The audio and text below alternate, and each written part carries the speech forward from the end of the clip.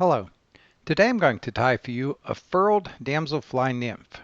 So this pattern's been through several changes over the years, and these days I hold it in almost as high regard as I do my olive woolly bugger. I'll talk more about that as we get going here. So I have a needle in the vise, and the extended body on this fly is going to be these strands of yarn, and I need a way to hold the end of them. This was just something that I kind of came up with real quick. There are other ways, a dozen other ways to do this, but I'm just going to start a little thread on that needle, use a few wraps to hold the ends of the yarn in place, and then I'm going to furl this yarn. So I've picked out a couple strands of the lighter green yarn, and then that darker olive bug yarn is kind of fuzzy, and I like the contrast that this makes when you twist them up this way. So there I was showing I use a kind of a ring hackle plier and a shepherd's hook and spin it between my fingers until it feels nice and tight, kind of ready to kink up on its own. I'll stretch it back to almost the length of that needle and let it twist, let it furl. So we'll get the hackle plier out of the way, and I'll finish tying this off here. So this tie off here is just kind of to hold things in place. It's all going to be cut off at the end once it's attached to the hook. But I'm going to paint a little super glue on here. And the trick to this is not to pull too hard on the thread unless you're holding on to that yarn, because it'll just spin around and unwind, and we'll see some of that later. So 4 or 5 wraps, give it a little tug to set the super glue. And I'll snip off my thread, and we'll take it off the needle. So then we have to make another segment, kind of tie off the back end of this, because I'm going to cut that furled part and let it fan out and become the tail. So I'm kind of marking there. I want a little more than, I don't know, 3/8 of an inch or so. I'm using the needle just to kind of stiffen things while I wrap it around. And this is where you have to be really careful. You'll see it wants to spin. And we'll do our super glue trick again. And there, I lost a few more turns. Good thing I went 5 or 6 up front. So we'll stop there and do our thread band. So I don't know what that was, 5 or 6 turns again with a little super glue. It slid underneath, but I'm going to cut it. Off camera, I just put another drop of super glue on the back on that last thread band I put on there. We're going to let that dry and set it aside. We've got our hook in the vise. I think I grabbed the label for this and stick it up there, but it's a Mustad. It's a size 8. I think it's 3x long. I've used this on various streamers. Here we go. We'll take a little peek at it there. I think there are more modern hooks you can use. Damselfly nymphs and most of the patterns end up with some sort of eyes, so we'll use a couple of these larger bead eyes on here. One trick I've seen people use in the other videos, they leave them attached to the strand of beads until they get a couple of wraps on there to tie them in place. I don't know. I don't find that necessary.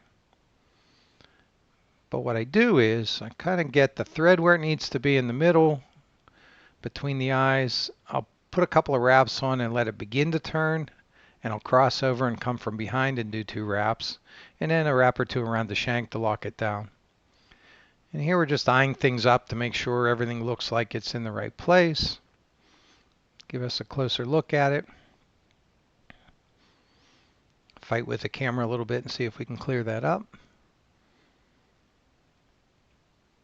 And then one trick here, and other people have mentioned things like this, but what I like to do, I went all the way back to the hook point on my thread base, because when I finish tying these on and I give them that coat of super glue, all of that thread, I want it to all have tension against the hook. I don't think the glue itself glues this thing to the hook. I think thread tension, a combination of all the above. So I do about 5 wraps in each direction, and I do that twice actually. So like 10 wraps across from each direction, and then those helicopter wraps or underneath to tighten things down.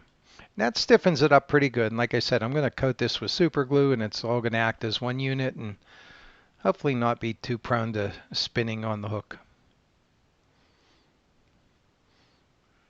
So we got plenty of super glue in there. Coat the bottom.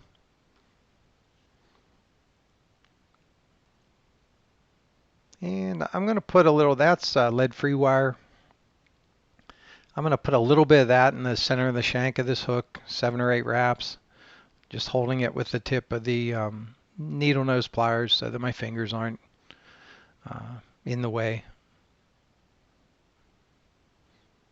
And this stuff, it breaks really easy. I think it's mostly tin, but one thing it does do, it leaves sharp edges. So both the those bead eyes and this fake lead leave sharp edges, and you'll see occasionally it kind of frays the thread when you hit the end that was either cut or broken. Yeah, you might see the little fuzzies pop up there because I wrapped over the back edge of that. First I thought I hit the hook point, but that's not really what it was. And we're going to park our thread back here somewhere between the point and the barb. So here's our tail end of that furled yarn. So I snipped the end off, and it's going to fray out a little bit. And then what I'm going to do is separate. It's a little too thick the way it is. So I'm going to separate one strand of something. In this case, I'm taking out one of the strands of light green. I'll leave the other one in. And then we'll kind of just brush it out and trim it. And to be honest, I think I could have left it in these tufts like this. It just bothers me that it doesn't look finished. But damselflies kind of have 3 stubby little tails.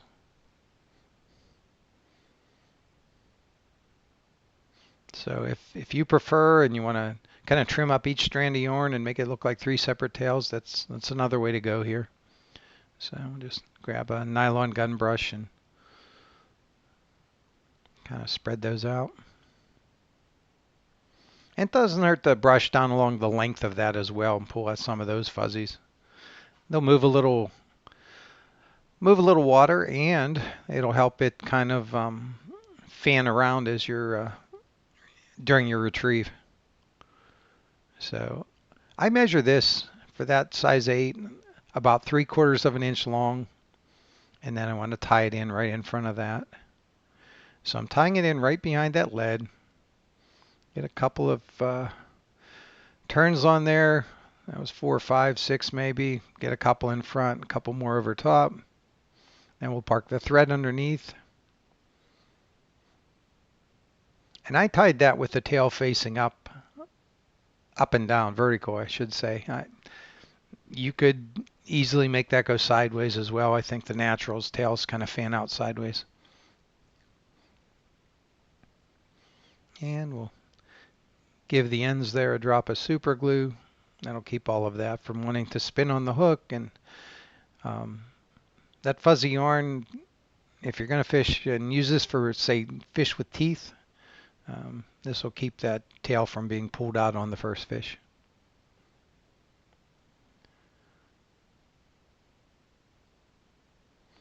So we're going to get another piece of, this is that buggy yarn. I don't even know what brand that is, but essentially it's just kind of straggly wool yarn, or I think it's wool, that you can get in the sewing shops. And it was a remnant from something someone in my family had. So we're going to put legs on this bug. So one strand of that, these rubber legs, I cut into 3 pieces, about 1.5 inches long. I'm going to fold them around the hook, and I'm going to put them underneath here. I'm sorry, fold them around the thread and put them on the underneath of the hook. So we're not going to worry too much about where they are. We just want a couple of wraps to keep them in place for now. And then a lot like a Pat's rubber legs, we're going to just wrap the strand of that bug yarn forward, and I'm going to use it to kind of lock down the legs and have them come out where I want them. So I want them to be a little toward the bottom. And it's a little fiddly because I'm reaching around the camera and things like that. I think in wide open spaces, and once you get a couple of these done, you could fly through these pretty quick.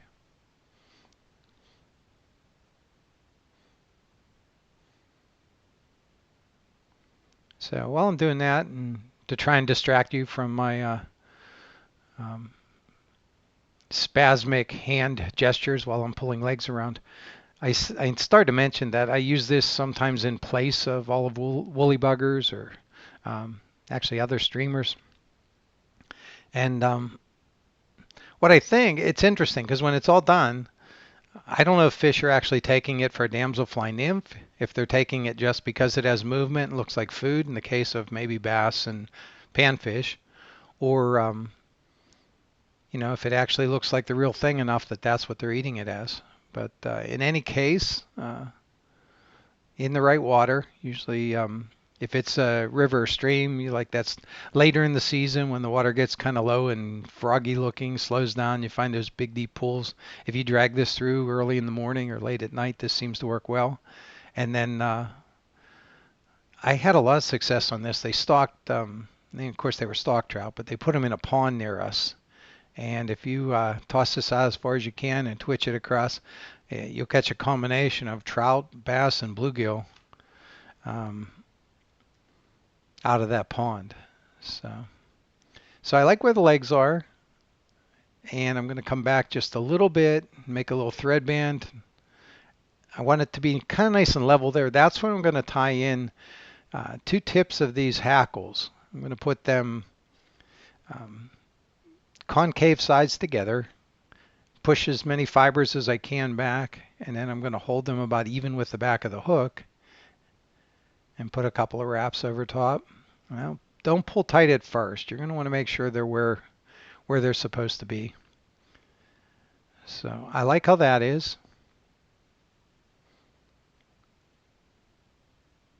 Then we're going to come back here. And at first I was trying to trim all this out, and after I made a couple of flies, I realized that if I leave the butt sections and do a little cross wrap here, it kind of helps hold those feathers in place. But then I went one step forward or further, and I put a little head cement on there as well. Because why not? It doesn't hurt.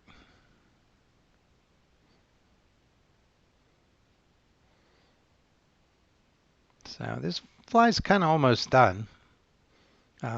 Basically at this point I just get some nice dark olive dubbing and dub around the eyes, do a little crisscross and filling in, and make a nice broad head on it. So I think you could change sizes on this fly easy enough. You could certainly change colors. I'm not sure that all damselflies are all over this color, but mostly the ones I saw in that pond were. We were down there one day, and there were some, I think they were biology students, and they were in there kind of lifting rocks and studying the bugs underneath. And I kind of went over and was as curious as they were, so I picked their brain a little bit, and we saw a bunch of these, and they were dark olive, if not black. And that's what kind of put me onto this. So I made a few of these, went back next time and drug them around, and pretty much everything in that pond came after them. So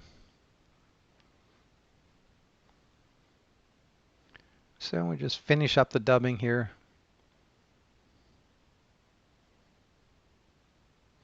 But like I said, it's almost just shaped, heavy in the head and enough that a fish could take this. If you'd swim it deep enough, a fish would take this for a sculpin too.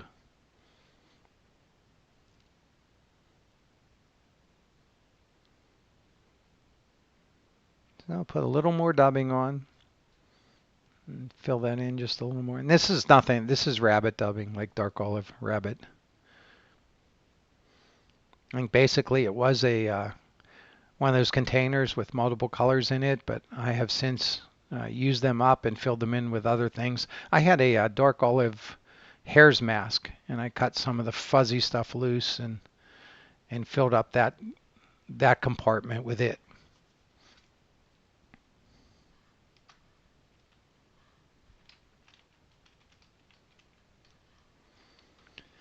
So we'll get a nice heavy whip finish on the end here. I'm going to use a little more head cement. And then one thing I like to do is these things, I don't know if it's part of that wing case but they have kind of a shell on the top of their head. So um, I'll put some head cement on here. It'll soak in and do a better job on the threads. And then I have some of that clear cure goo. I think that's the actual name of it. Um, it was resin UV resin that I've had it was one of the first ones I could get my hands on. I've since switched to Loon or some of the other ones, but this is a good way to use up the rest of it. So I think we missed a frame or two there where I put the first gob down, but here I'm kind of poking away at it. And some of the fuzz wants to stick through, and I don't want to make a unicorn, and I'm not steady enough to do that one-handed. I don't know that I ever was. So there, we'll get that fuzz out of there. We'll smooth it up a little more and hit it with the UV light.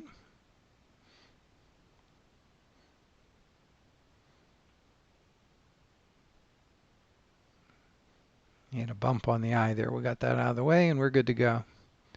So I found with this older stuff, and I don't think the new Loon and everything, it cures much better and hard, and it's not sticky or anything. But this stuff, it takes a good 20 seconds to cure. So I'm going to hit it pretty hard with the light. But that's the fly. I often put a split shot in front of it to get it down deep. Depends on where you're fishing with it, but pretty much that's it. Legs wiggle, the tail moves a bit, the wing looks like it's supposed to be there, and it's got the right shape. So I'm sure you'll catch fish if you can make anything that looks like this or better. Zoom in, take a better look. And that was it. Thanks for hanging in there till the end. And if you want to learn more about me, look me up on Amazon. Until next time, be safe.